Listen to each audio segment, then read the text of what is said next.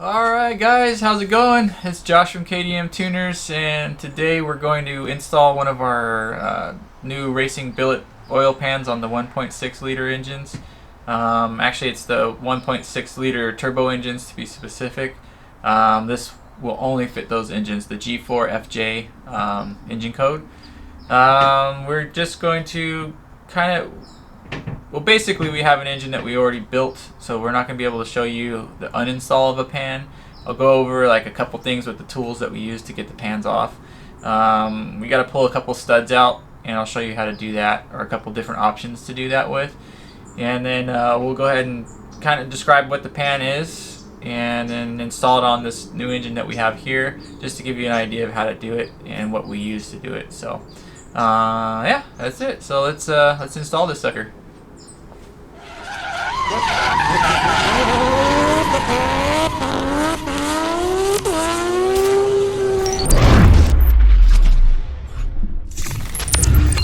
Alright guys, so this is our pan. It's a nice big thick piece of aluminum here. This is an 1/8 inch thick flange that we have on this, and the material itself all the way around is about 1/8 inch thick. So it's pretty much designed to take a beating. We figure it's on the bottom of the car. It's going to hang down about 3 inches from where the OEM pan sits. So we imagine people are going to hit this on whatever. We label this as a race pan mainly because we know it's going to sit lower. It's designed that way. It holds about another 1.5 quart of oil.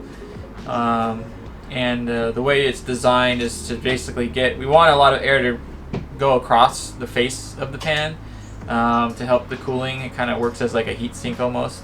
We did think about putting fins in it, but we didn't do it on this one. We might do different variations later, but yeah, so this is the pan here. On the inside here we have a kind of like a windage tray almost. The OEM motor itself has a windage tray already in it. But we added this in here. Mostly, I would call it a slosh plate, I guess is what I would call it. And we cut some lines in there and everything to let the oil get down in there. And mainly what it is when you're going through high G turns and the car's going one way or the other, or maybe you're drag racing and the oil's flowing backwards or forwards or whatever the case may be, this plate will actually hold the oil in the pan instead of sloshing all over the place. So that's the idea on that. The windage tray itself looks simple, but it's a little bit complex. What we did on this is the pump itself, the pickup sits down in the plate. So on the underside of it, it sits in here like this. And what we did is made a little compartment in there to hold the oil. And basically we put these trapdoor systems in this unit here, and what it does, I don't know if you can see that, and what it does is on normal operation these flaps will open up and allow the oil to come through. So whether you're driving, it's always going to let oil in. So if you go through a turn or whatever this way, it's going to let oil in. There's always going to let oil in. What it does do is on high G turns and stuff, it's going to shut the doors. So it won't allow the oil to come back out away from the oil pickup. So the idea is to keep a reservoir basically around the oil pickup at all times, no matter what the situation is. So that's kind of the idea on these trapdoors. They're used on a lot of cars and a lot of applications, all aftermarket obviously. So that's what this is, and that's kind of the idea on that. On the pan real quick, what we did too is on the where the pickup goes, it sits right in here. What we did is we put an 1/8 inch NPT fitting right here, and that's for your oil temp sensor. Up until this point we used the spacer to put the sensor into. The spacer will pick up the oil temperature from that's already running out of the engine. It's already gone through the turbo, it's already gone through the bearings. That's the temperature you're getting, so it's going to read pretty high. Realistically, where you want the temperature to read is at the pickup. So you want the temperature of the oil that's going up into the engine. So that's how we can tell the effective cooling that we have, to see if this working. If we put an oil cooler on the car, we want to see what the temperature is with the oil going back into the engine. We already know the oil coming out of the engine is hot as shit, so that doesn't really tell us much. I mean, on the race car we still use it, you know, when we hit like 260 degrees we'll shut the car down, but this will allow us to get a very accurate reading. Or if you wanted to run two temperature modules, you have one at the pickup and then one coming out. So you have one going in, so you know what the temperature is going in, and you know what the temperature coming out is. Some guys like to do that too. Another thing we did on this is we moved the drain plug to the back of the pan. On these cars, as you know, trying to drain the oil when the plug's on the front of the pan is a complete pain in the butt, because you have to lift the back of the car up level. So let's say you get your car on a jack stands and it's going to be on an incline like this, and then if you don't lift the car up flat or even higher in the back, you can't get all the oil out of the pan. Well, this way, once you pull the car up on your jack stands or whatever you're using, your ramps, the drain plug's on the back, it's already facing down. All the oil is going to come out of this drain, so it makes it really nice. You can even drain it without even lifting the car up with this pan. So real quick, another design that we did is, instead of using an RVT or a silicone on this to seal your pan, which is typical, you can still do that if you'd like to. We actually made a rubber seal. The reason for this is basically we want to be able to, I mean, the theme of this thing is a race pan, right? So part of the whole idea of having a race anything on a car is you want to be able to remove parts as quick as possible. You have an issue, you come into the pits, you want to get that issue resolved as fast as you can. So let's say we need to take the pan off for whatever the hell reason we need to take the pan off.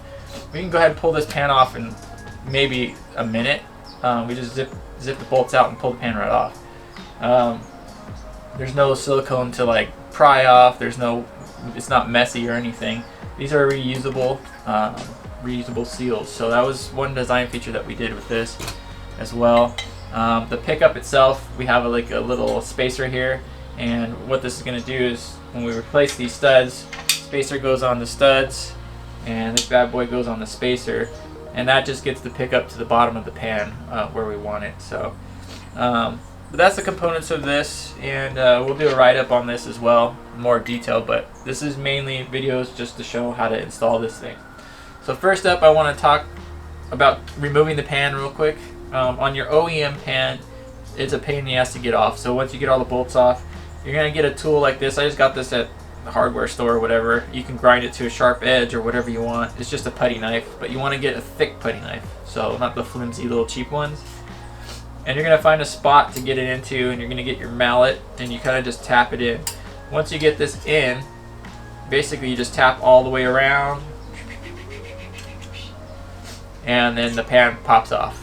Okay, and then once you get the pan off, you're going to want to clean this surface really well. One technique that I use a lot is going to be a razor blade. Take your typical razor blade, and you're going to scrape the surface, not like this, vertical. So you take a vertical and you just scrape across the surface to get all the silicone off. You can use any other kind of devices you want. Now, obviously your engine is going to be in the car the other way. I just have this one sitting like this to make it easy to make this video. So as you're scraping all that stuff, everything's going to fall down. So you probably won't have anything getting into the engine. For me, doing it upside down, I have to be very careful not to drop anything in here. So now let me move forward here and let's replace these studs. We're going to supply some stainless steel studs. Today I just have regular blued steel studs that we're using on this one. I didn't get the stainless steel studs in yet. I think they'll come tomorrow, but I need to get this engine out of here. So let me show you how we get these out real quick. Alright, we got into the editing part of this and realized that the camera's cut off on us on the section of us pulling the studs out and actually installing the pickup. Unfortunately, we lost the OEM studs. I think I actually threw them away. So what I did was put another stud in here just to show you a couple things. To pull these studs out, there's three different things that I typically use. One would be like I think this is a snap-on stud extractor. This one's a little bit big for in here, so I mean it'll work in here, but in a lot of, it's so giant it doesn't work in a lot of tight spaces, so I didn't use this on these studs, but they have those. I end up using this little guy from Amazon. It's super dirty. This is all wax because I used the heck out of this. I use this to pull the studs, so you just slide it on there, use a wrench, and turn them out. These are super cool, super cheap, so we'll give you a link to these guys. The method that most of you guys will probably use is going to be your double nut method. What you guys are going to do to extract these stock studs is you're going to put a nut on upside down, and then you're going to screw a nut down on top of the other one and tighten it down as much as you can. And then with a wrench, you're going to take this bottom nut and turn it to the left, and that'll extract the stud. So there's a lot of stuff online to show you how to do that. Unfortunately, I got Loctite all over these threads, and I don't want to make a mess in this engine, so I'm going to go ahead and extract this stud using this guy here. So let me get that together real quick.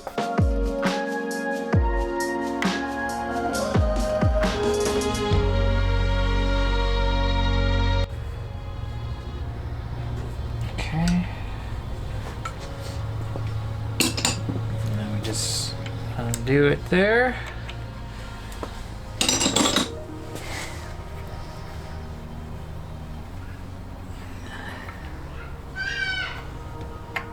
There you go. Pull that stud right out of there, and that's how you do it with the stud extractor. So like I said, most of you guys will use the nut style. If you buy one of these stud extractors, you can. It's not mandatory. So we'll just go ahead and clean up through here real quick. Make sure there's no debris anywhere. Make sure all the gasket material's off. If you guys have gasket material on here, you want to use like a razor blade and gently scrape across the surface. Now you guys will be working on this upside down most likely. So just go ahead and make sure the surface is clean. You don't want to put any gouges in this or anything, or you could lose oil pressure. So a nice clean surface, okay? All right. Now, to install the studs, we're gonna use a couple different things.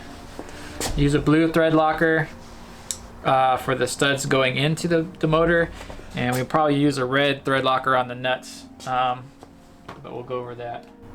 All right, blue thread locker here. I'm gonna put some blue thread locker on the small side of the stud here. Oh, that's a little too much.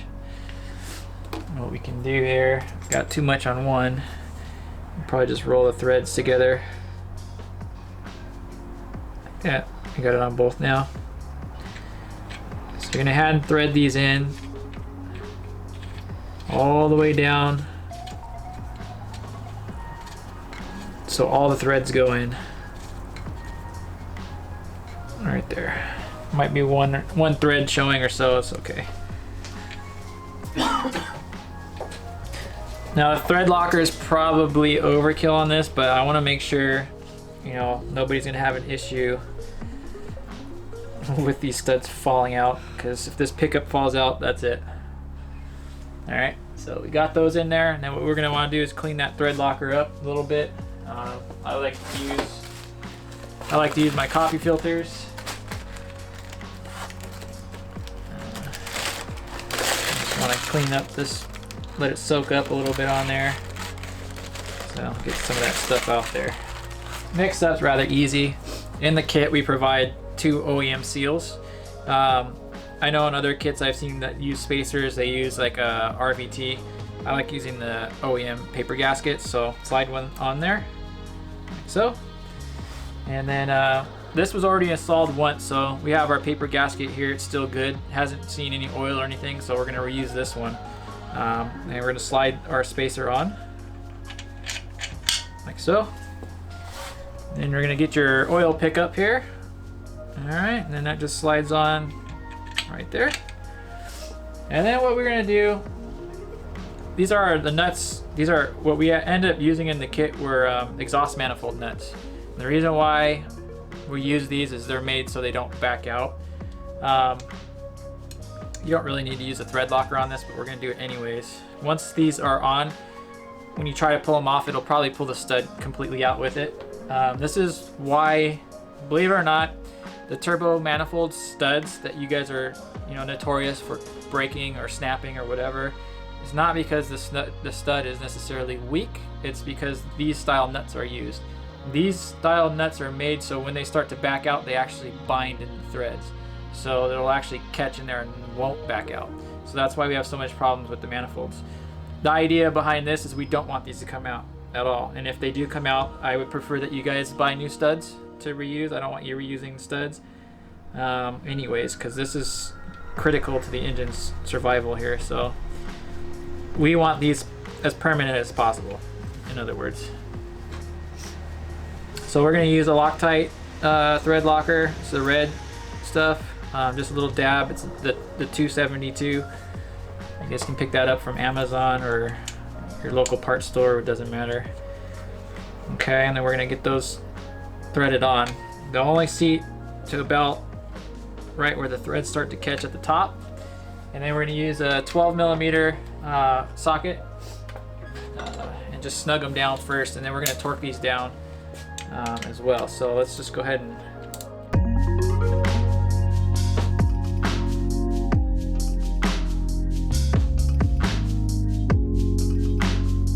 all right, Craftsman didn't work out, so we got the Matco wrench out, set it to 25 foot-pounds, and let's torque this bad boy down. Actually, when you guys are torquing stuff down, you want to have it straight onto the no extensions. If you have an extension, it actually lowers the torque rating. So get this at 25 pounds. Get this one to 25 pounds. All right, double check it. Yep, double check it. Oh. All right, so we got that installed, and then we're gonna go ahead and clean up the threads again with our handy dandy rag here. Alright. Get these all cleaned up. There you have it. And if you guys want to get nifty with it, what we'll do is take a paint marker, run it down the sides of these, so that way if we ever take this apart, we have an engine issue, maybe an oil pressure issue, we'll be able to come in here and see if these moved at all. So they shouldn't move, but we'd like to put a mark on there anyways, just to confirm when we tear an engine down that we didn't have this move at all. So we'll take our little white paint marker, make a line there like that, and make a line on this side, and that's just for tearing it down purposes. And that's it. So the pickup's installed. Now let's go ahead and stick our gasket on there, our oil pan, and finish this bad boy up. Just like everything else, this gasket comes from a factory and might have some stuff on it. So we go ahead and get some alcohol, and we're gonna just kind of run around the gasket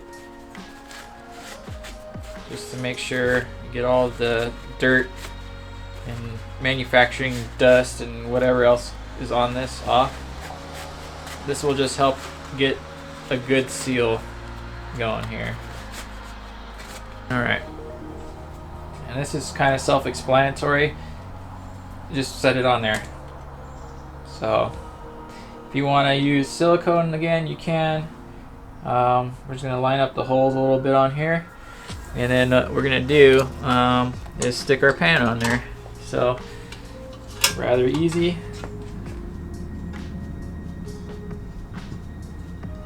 Might be tricky to line all these holes up with the gasket and the pan, so that's going to be fun to deal with.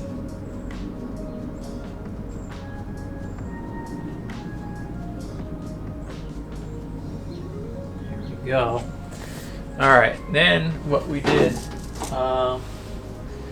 you're not going to reuse all your old pan bolts. We supplied you guys with some new hardware. And we're just going to go ahead and, the way the holes are on these pans, we're just going to kind of stagger them all over the place just to get the pan lined up. Get that thread in. We'll get one on the side over here.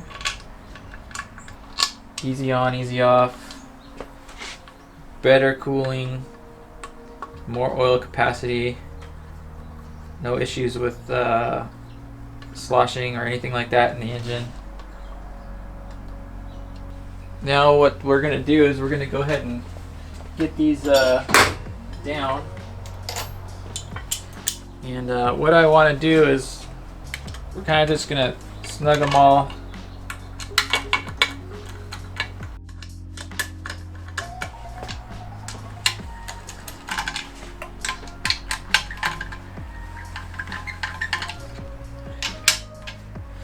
Got all those snugged up. Now we're going to run through it and torque them down.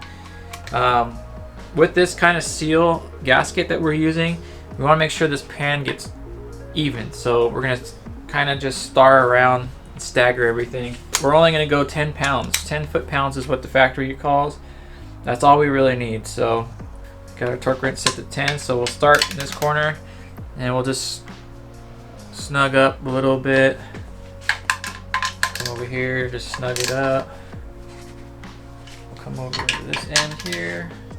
You can just zip these on with power tool, and there's all different ways to do it. This is how I do it.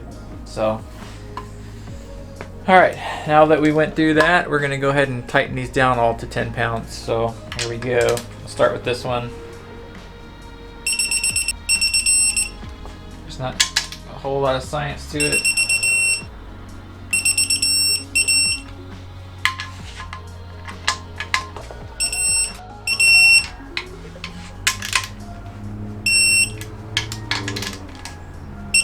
As you can see, going around this, it takes a few times to get the torque down with the rubber. So we got all those torqued down. Now we're going to go around and mark each one. Usually do this as you go. Later when I'm tired and no sleep and I come back to it and go, man, did I torque that thing down? I can go back and look at my marks and go, yep, sure did. Alright, stick the plug in there. The other thing about this being aluminum, it makes it nice is when you get a magnetic drain plug, it doesn't stick all over the hole when you're trying to get it in there. It just goes in easy. So these are aluminum plugs. So we're just going to put the 14 on there, get her snugged up. Okay. That's it for the drain plug. Looks like a nice pan to me. Alright guys, that's it for this video on the install of the oil pan and semi-review of the oil pan. If this is something you guys didn't know we're making and would like to get one, you can find it on our website, and we'll have a link in the description below for that. And yeah, if you guys have any questions at all or have any problems while installing this thing, you know, you can always reach out to us. We're pretty active on all our social media, so just let us know if you're having issues. For those that have ordered it and did the pre-sale orders, these should go out in the next couple of days. We're just waiting on the studs for these to come in, and we'll get these things out of here. But overall, it's very cool product. Excited to use it on all our own cars, and you guys should be too. So yeah, I guess that's it for this video. And yeah, if you guys like what we're doing, always subscribe and give us a comment. Thank you guys for watching again, and we'll come soon with another video. We got a lot of stuff lined up. It's just been really busy, so we'll try to catch up. But yeah, thanks guys. Thanks for watching, and hope you enjoy your oil pans, and we'll catch you later.